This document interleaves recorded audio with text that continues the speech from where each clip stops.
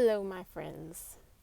Today, we're talking about recovering from eating disorders, healing your relationship with food, and what happens when you start to recover or heal that relationship with food. And don't remember what made me think of it today, but this is what we're talking about. So, recovering can be sad. I can't remember the exact moment that this first thought crossed my mind, but when you're struggling with an eating disorder or your relationship with food, you realize you're missing out on things, but it doesn't hit you.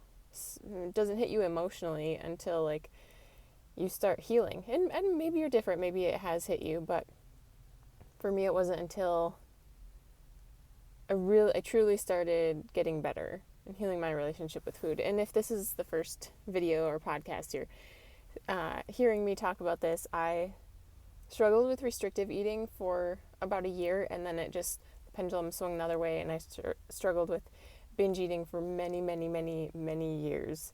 And I consider myself healed, even though my relationship with food's not perfect, and sometimes I struggle. But I think that's just kind of the reality. No one has a perfect relationship with food. But recovering, you can become sad. Recovering, you start to come back into yourself. But you don't go back to being quite yourself because it's a new you. You just went through this journey, this storm, this battle with yourself, and that's never going to disappear from your history. You will never be your pre-disordered eating self again. You'll have, and this isn't a bad thing, but it's almost like you'll have this tainted period of your life.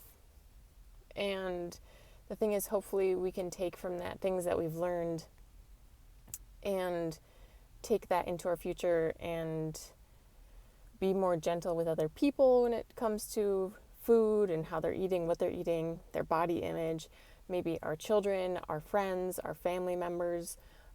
Maybe you can do what I'm doing and talk to people about, I used to struggle and this is what helped me, and I want to be an encouragement to you now. So your testimony about that. But you'll never be the person you used to be. But the good thing is, you're not going to be the same person that was struggling with your disordered eating. You'll be a healthy version of yourself. You may not be where you want to be yet, and that's okay, but you will get there. And you may not know who you are anymore, especially when you first start to, when you first start to heal. You're you might feel lost. You're like, who am I? You're not the person you used to be. And that can be sad. It's a loss. You lost yourself. But the good thing is you can decide who you become.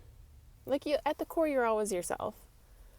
And now you're always going to have this season of your life, this history that's not going to go away, like I mentioned, but you get to decide how you move forward.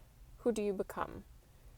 How do you treat other people? How do you talk to yourself? Like I mentioned, do you become an advocate for people who are struggling with disordered eating to encourage them and to tell your story? You get to decide, I want to be someone who doesn't get worried about going out to eat anymore. That may be a battle that you encounter maybe more than once, but you get to decide, I'm not going to say no to friends anymore who want to go out for coffee. I'm not going to say no when someone brings in cupcakes for their birthday.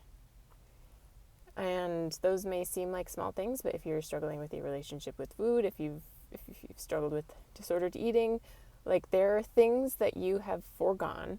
There are things that you have passed or let pass you you've passed up on or have gone past you and you missed out. But you can decide, like, I'm not going to miss out anymore. And you just kind of start a new life. It's not a new life. It's just a different life. And it can be a really good life. So it may be sad, but it's not going to be bad. And then I have my notes in a Post-it note. So you've started seeing what you've missed out on. And that's repetitive. That's just what I said. I kind of at the end of my spiel today. But to come full circle, when you are struggling with your relationship with food, your body image, you've missed out on things, you've said no to things, you've done things that, like, why am I doing this? Why am I exercising for so long and I don't even like this exercise? Why am I eating this one vegetable all the time that I don't even like? Why am I drinking this tea that I don't even... All the things, all the lifestyle changes that you have put up with and put yourself through, thinking that you needed to do it because your eating was disordered and your body image was unhealthy. You can become the person you want to be and enjoy the foods you want to enjoy and do the exercises you want to do, and there will always be the history of who you were during your season of disordered eating and what you missed out on. You can't go back and change it, but you can forgive yourself and move forward and find joy in the now. Don't dwell on the past, but enjoy the now. So, recovery can be sad, but don't linger. Don't linger on the past. Focus on the future.